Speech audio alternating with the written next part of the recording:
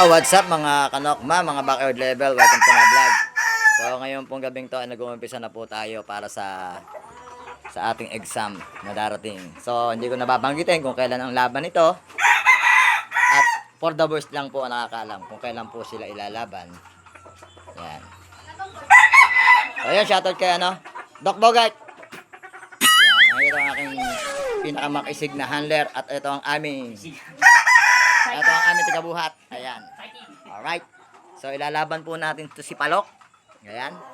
At si D-Lods. Ayan. Ito si D-Lods Talisay. Alright. So, Lods, kita-kits na lang po sa arena kung saan maganda ang paupahan at maganda po ang aking patuka dito. Medyo may kamahalan. Doon tayo lalaban sa kamahalan. Matalo man ay tanggap pa rin. Manalo man ay blessing pa rin. Always pray na lang. Kitang-kita po, nagpapailaw po tayo. Ganyan po kami magpailaw. Ito po ang simpleng manukan ni D-Lods. Ayan, na may battery cage tayo, meron tayong range, at syempre meron tayong breathing pen.